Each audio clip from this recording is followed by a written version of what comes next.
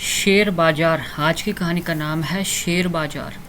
सुंदरवन के शेर बाजार में इन दिनों तेजी का माहौल था। सुंदरवन के अलावा दूसरे जंगलों के लोग भी बढ़ चढ़ कर पैसे लगा रहे थे। मीकू बंदर ने जंगल में ऑफिस बना रखा था। वहाँ कंप्यूटर लगे हुए थे। ऑफिस में जानवर इकट्ठे होकर शेयर खरीदने बेचने में लगे रहते। इस काम में किसी को फ़ायदा होता तो वह खुश होकर ताली बजाता, जिसे नुकसान होता वह मुंह लटकाकर उदास हो जाता। डंकी गधे को टीवी पर न्यूज सुनने का बहुत शौक था। अक्सर वह बाकी खबरों के अलावा शेयर बाजार का भी हाल सुनता था। डंकी जब सुनता कि शेयर बाजार में छलांग लगी डंकी जब सुनता कि शेयर बाजार ने छलांग लगाई तो वह सोच में पड़ जाता कि आखिर यह भला है क्या। हर रोज सुनने के बाद डंकी से रहा न गया। वह शेर बाजार की खोज में निकल पड़ा।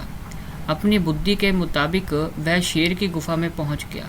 शेर यहीं रहता है, इसलिए शेर का बाजार भी यही होगा। यह सोचकर उसने डोर बेल बजाई।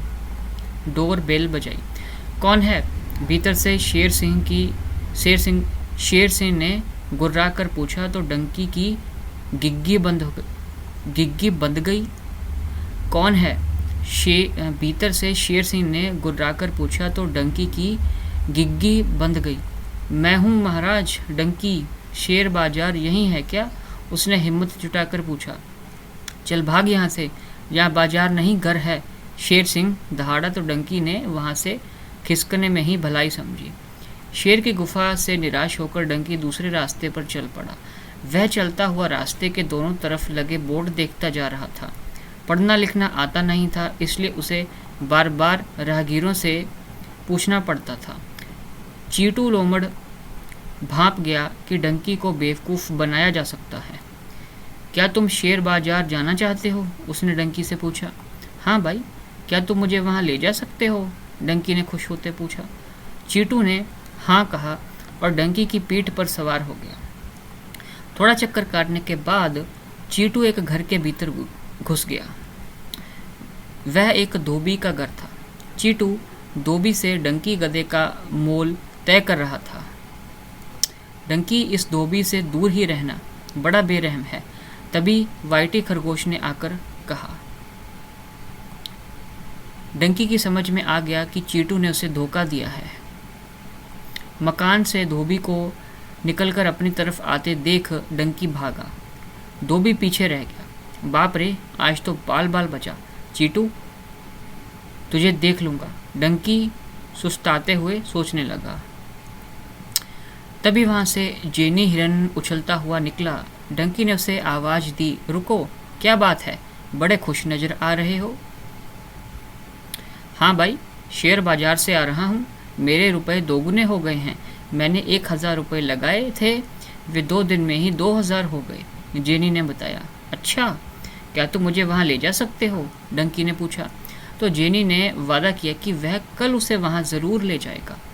उस रात डंकी को नींद नहीं आई। अगले दिन जेनी के साथ वह शेर बाजार जा पहुँचा। वहाँ बहुत से जानवर थे। यह कैसा शेर बाजार है भाई? यहाँ शेर तो है ही नहीं, डंकी ने तेज आवाज़ से पूछा। उसकी बेवकूफ़ी पर वहाँ मौजूद सभी जानवर हंसने लगे। जाओ, जाकर घास चरो, यहाँ तुम्हारे जैसे गधों का कोई काम नहीं। जंबो हाथी ने डंकी को फटकारा तो वह सहम गया। वहाँ बैडी लोमड़ भी था। वह 1 नंबर का धोखेबाज था। उसने डंकी के भोलेपन का फ़ायदा उठाने की योजना बनाई। तुम बिल्कुल चिंता मत करो, मैं हूँ ना, बैडी ने कहा। दूसरों की तरह तुम भी अपने पैसों को दुगना चौगुना कर सकते हो। तुम कितने अच्छे हो, क्या सचमुच ऐसा हो सकता है? डंकी ने पूछा। बिल्कुल, तुम कल सारे रुपए लेकर आ जाना। उन रुपए से हम शेयर खरीद लेंगे और तुम्हारे रुपए 4-5 गुना हो जाएंगे। बैडी ने जाल फेंका। सीधा साधा डंकी उसकी बातों में आ गया। अपनी सारी जमा पूंजी लेकर वह अगले दिन बैडी के पास जा पहुंचा। बैडी के पास घटिया कंपनियों के कचरा शेयर पड़े थे। उसने डंकी को वो शेयर बेचकर रुपए ऐंठ लिए। मेरे रुपए दोगुने कब होंगे? डंकी ने पूछा। दोगुने क्या 10 गुना भी हो सकते हैं अगर तुम्हारी किस्मत अच्छी हुई, बैडी ने जवाब दिया। डंकी खुश होकर घर चला आया। कुछ दिनों बाद डंकी को जेनी मिला। डंकी ने उससे अपने शेरों के बारे में पूछा तो वे दोगुना हुए या नहीं, बारे में पूछा कि वे दोगुना हुए या नहीं।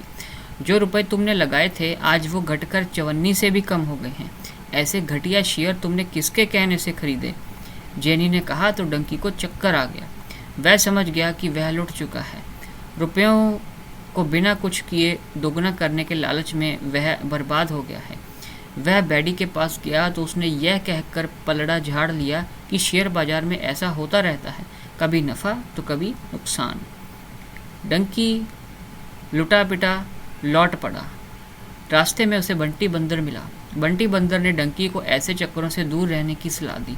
अपनी मेहनत से कमाए रुपयों को गवा चुका डंकी ज़ोर ज़ोर से रोने लगा। जब जागो तभी सवेरा। एक ही दिन में लखपति बनने का सपना देखना छोड़ दो और आगे से मेहनत से अपनी ज़िंदगी को संवारो। अपनी बचत किसी बैंक में खाता खोल कर करो, वहाँ तुम्हारे रुपयों को कोई खतरा नहीं होगा, कहकर बंदर चला गया। डंकी ने सोच लिया कि वह शेयर बाजार से अब दूर ही रहेगा। तो ऐसी और मज़ेदार और प्रेरणादायक कहानी को सुनते रहने के लिए आप इस चैनल को सब्सक्राइब कर सकते हैं। बेल नोटिफिकेशन आइकन को भी प्रेस करना आप ना भूलिएगा। इस वीडियो को आप लाइक कर सकते हैं और अपने सोशल मीडिया प्लेटफॉर्म्स पर शेयर भी कर सकते हैं, जैसे कि व्हाट्सएप स्टेटस में आप इस वीडियो के लिंक को शेयर कर सकते हैं। मुझे सुनते रहने के लिए आपका बहुत बहुत धन्यवाद।